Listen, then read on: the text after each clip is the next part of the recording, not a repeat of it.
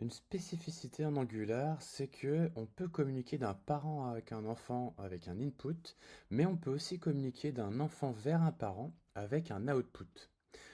L'idée, c'est simple, c'est que potentiellement mon composant peut avoir envie de transmettre des informations ou juste informer le parent que telle ou telle action s'est produite. Et ça, c'est ce qui permet d'avoir une communication à double sens, parent-enfant, enfant-parent.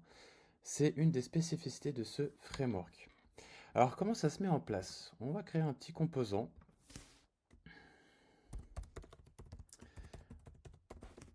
hop, qui va nous permettre d'illustrer ce principe. Hop. On va exporter la classe. Tac. On fait toujours des standalone. On va lui donner un sélecteur. RC action.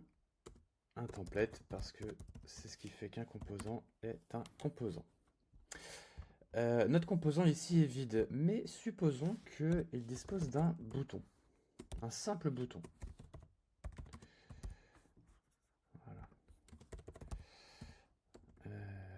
Et que pour une raison ou une autre, on souhaite informer le parent qu'il y a eu un clic sur ce bouton, que telle action a été effectuée. Pour ce faire, on a besoin de créer ce qu'on appelle un output. Alors, on va commencer avec la version signal.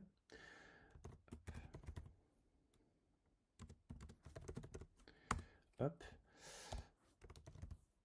En l'occurrence, on va dire que c'est de type void parce qu'on veut juste informer le parent que une action a été déclenchée.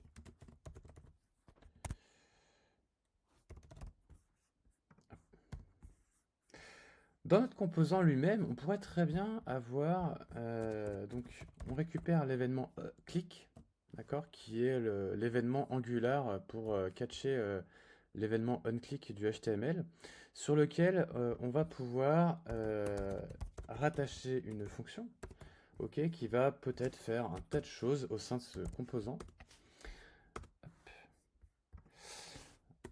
Voilà, donc ça fait des tas de choses, mais on sait pas quoi, et à la limite, on s'en fiche, c'est pas le sujet. Mais surtout à la fin, on va émettre le fait que notre output, que notre action a bien eu lieu. Donc sur un output, en fait, on utilise la méthode emit pour émettre un événement et informer le parent qu'il y a bien une action qui a été effectuée.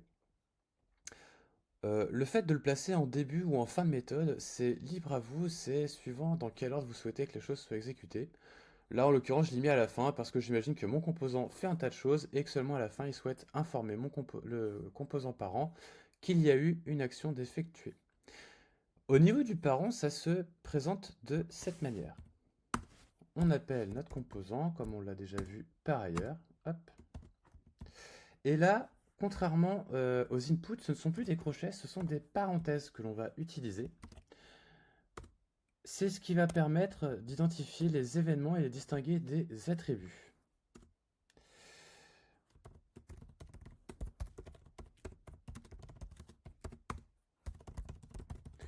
Et là, on va loguer que l'action a bien eu lieu. Très bien. Sur le onClick, on va dire qu'on veut effectuer telle action. Ici, on catch l'output du composant RCAction et on lui associe l'exécution de la méthode onClickAction. Ce qui veut dire qu'à chaque fois que dans notre composant, on cliquera sur ce bouton, on va appeler la méthode doSomething ici, on va faire un tas de choses dont on se moque royalement. À la fin, on va émettre notre output, onClick, que l'on va récupérer ici de notre parent et auquel on a associé la méthode onClickAction. Et là, on va voir que si on exécute tout ça, hop, on va afficher la console, hop, si on clique ici, on voit bien le ActionClick qui est exécuté dans la console. Notre parent a donc bien réussi à catcher l'événement onClick de notre composant Action. Si on veut montrer que ça s'exécute bien dans le bon sens, Voilà. On a bien notre doStuff, le console.log du composant enfant qui est exécuté avant le action click. Ça vous montre vraiment dans quel ordre sont exécutées les actions. En revanche, si j'avais fait le emit avant ce console log, voilà, on passerait d'abord dans les actions du parent avant les actions de l'enfant. C'est pour ça que l'ordre est très important. À vous de bien savoir, à vous d'être capable d'identifier ce que vous voulez effectuer comme action. Souvent, c'est plutôt le emit en fin d'action, en fin de traitement pour finaliser le traitement et informer le parent que le taf a été fait et non pas qu'il y en a encore à faire. Mais on ne sait jamais, c'est possible. On ordonnance ça exactement comme on le veut. Voilà, donc ça c'est la version avec les signaux, donc à partir de la 17. Avant les signaux, pour faire cela, on utilisait, comme pour les inputs, un décorateur.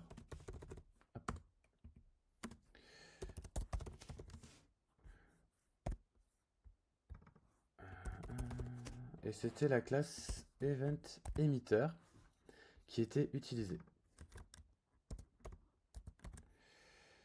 Hop.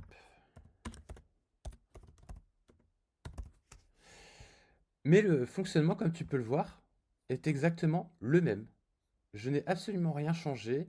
Le fait de passer des signaux ou décorateurs n'est dans un simple changement de syntaxe de la ligne de déclaration de la propriété de la classe. Pour tout le reste, c'est la même façon de gérer ça. Tu vois? Voilà. Maintenant, tu sais tout sur les outputs et tu sais comment communiquer d'un composant enfant vers un composant parent. À toi de jouer.